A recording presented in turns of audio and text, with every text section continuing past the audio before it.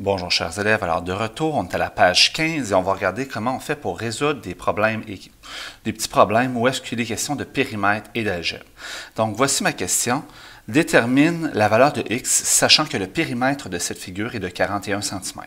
Donc première des choses, on va y aller avec une première étape qui va être la formule du périmètre. Donc on sait que le périmètre, c'est l'addition des côtés.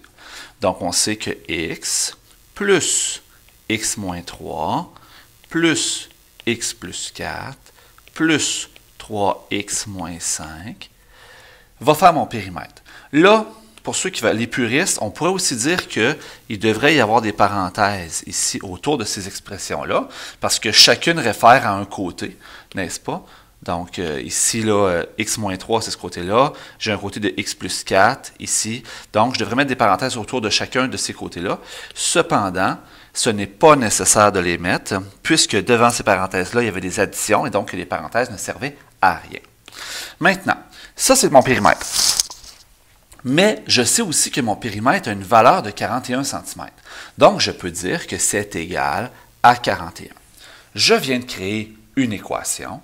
Donc, à ce moment-là, je suis capable de faire la résolution. Première étape, je réduis. Je regroupe donc mes termes semblables. X semblable à plus x, semblable à plus x, semblable à plus 3x, ce qui va me donner 6x. Et je vais avoir aussi moins 3, semblable à plus 4, semblable à moins 5. Moins 3 plus 4, moins 5, va me donner moins 6. Va me donner moins 4. Est égal à 41. Donc, j'ai 6x moins 4 égale 41. Je continue et là, je suis prêt à faire ma résolution. Je vais faire plus 4 de chaque côté. Je vous rappelle que ce que je fais d'un côté, je dois le faire de l'autre. J'annule mes plus et moins 4. Il va me rester 6x égale à 45. Pour me débarrasser du coefficient 6, je dois diviser par 6. Si vous préférez écrire comme ça, diviser par 6, c'est correct, là. C'est juste qu'en secondaire 3, les enseignants ne le feront jamais comme ça, donc vous allez être mêlé en secondaire 3. C'est aussi bien de le régler tout de suite. J'annule mes 6. Il va me rester x égale, et là, oui, mais monsieur, ça n'arrive pas juste. Un côté peut ne pas arriver juste, 7,5, et ce sont des centimètres, parce que j'avais des centimètres dans ma question de départ. Donc, mon x vaut 7,5 cm. Réponse, la valeur de x, c'est 7,5 cm. On se fait un deuxième exemple pour cette situation-là. Donc, soit la figure suivante, dont le périmètre est de 32 cm, détermine la mesure des côtés. Donc, on sait, première étape, que je vais trouver la valeur de y à partir du périmètre. Vous pouvez l'écrire dans le titre. Donc, valeur de y. Et je vais commencer par l'équation du périmètre. Donc, mon équation de périmètre, c'est que 2 fois le côté y plus 2 fois 3y moins 4 va me donner 32 cm. Vous pouvez faire y plus 3y moins 4 plus 3y moins 4. Mais ne pas oublier qu'on a des paires de côtés isométriques dans un rectangle. Et là, je vais réduire les parenthèses, 2y plus 6y moins 8 égale 32.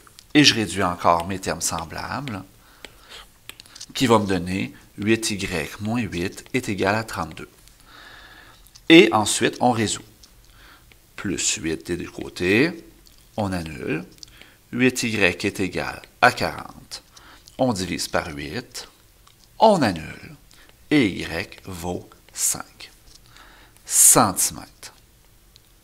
Et là, ce que je viens de trouver, y vaut 5 cm, bien, je sais ici, là, à gauche, que mon y, c'est le côté vertical qui est la hauteur. Donc, je peux tout de suite dire que la hauteur mesure 5 cm. La base, elle, c'est l'autre côté. C'est ça ici, la base. Donc, si je mettais mes codes de couleur, la hauteur mesure 5 cm. La base, elle, qu'est-ce qu'elle mesure? Bien, je vais me faire une deuxième étape. Pour la base, je vais donc évaluer mon expression algébrique. C'est 3y moins 4. C'est donc 3 fois 5 moins 4. 3 fois 5 me donne 15, moins 4, qui donne 11 cm. Donc, la base mesure 11 cm. Si vous voulez valider, j'ai que ma hauteur mesure 5. j'ai que ma base mesure 11. Et si j'additionne 5 plus 5 plus 11 plus 11, j'obtiens bien 32 cm. L'exemple suivant, c'est une répétition avec plus de côtés. On va passer et on va regarder qu'est-ce qu'on doit faire lorsqu'il y a des variables de chaque côté. Donc, lorsqu'il y a des variables de chaque côté, on va passer les étapes. On doit ramener ça à quelque chose que l'on connaît. Donc, qu'est-ce qu'on connaît? J'ai 2x plus 3 égale 8x moins 15. Est-ce que les expressions sont réduites? Bien, 2x plus 3, c'est réduit. 8x moins 15, c'est réduit. Une fois que ça c'est fait, je dois réduire de chaque côté et je vais ramener ça à ce que je connais. Sauf que moi, ce que je suis habitué à voir, c'est seulement des x de un côté. Donc, comment est-ce que je fais pour me débarrasser des variables de l'autre côté? Bien, je vais commencer par éliminer les variables du côté où il y en a le moins. Donc, ici, j'ai 2x à gauche, j'ai 8x à droite. Je vais donc éliminer le 2x. Comment est-ce que je fais pour éliminer totalement mon 2x? Bien, je lui présente le contraire de 2x et je vais faire moins 2x. Ce qui va me permettre d'enlever au complet ce terme-là à gauche. Mais ce que je fais d'un bord, je dois le faire de l'autre. Je vais faire donc moins 2x. C'est la première fois que mon opération inverse comporte des variables. Une fois que ça c'est fait, comme d'habitude, j'annule. 2x et moins 2x s'annulent. Il va me rester à gauche 3 égale 8x moins 2x me donne 6x moins 15. Et je résous. Je fais plus 15 de chaque côté. Ça va me donner 18 qui est égal à, mes 15 s'annulent, 6x. Et je vais diviser par 6 de chaque côté pour obtenir que x vaut 3, qui est ma réponse finale. Si vous préférez à ce point-ci, vous l'amenez mieux de l'autre côté, vous pouvez changer pour 6x moins 15 égale 3. C'est possible de le faire si ça vous mélange moins. Pour la validation, je vous en reparle tout à l'heure. Donc, on fait le deuxième exemple. On va séparer parce que mes expressions sont réduites de chaque côté.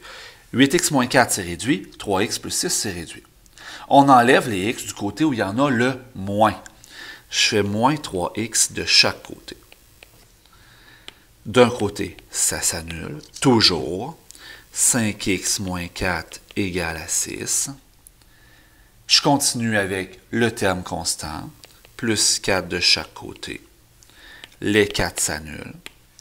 5x est égal à 10. Je divise par le coefficient de chaque côté. X vaut 2. Ce qui est ma réponse finale. La valeur de x doit être de 2. Troisième exemple. Donc, ici, j'enlève les x du côté où il y en a le moins. Il y en a moins à droite. Je vais faire moins 1x de chaque côté. À droite, ça s'annule. À gauche, il reste 3x plus 3 égale 9. Parce que quand j'enlève x, j'enlève 1x. Je fais moins 3 de chaque côté. J'annule mes 3. Il reste 3x égale à 6. Je divise par 3 et x vaut 2. J'ai annulé mes 3. Dernier exemple pour aujourd'hui. Et là, je vais faire comme si je m'étais trompé. Je vais faire comme si, au lieu d'enlever les x à gauche, parce qu'il y en a moins à gauche, je vais enlever les x à droite, parce que ça peut marcher quand même. Je vais faire moins 3x.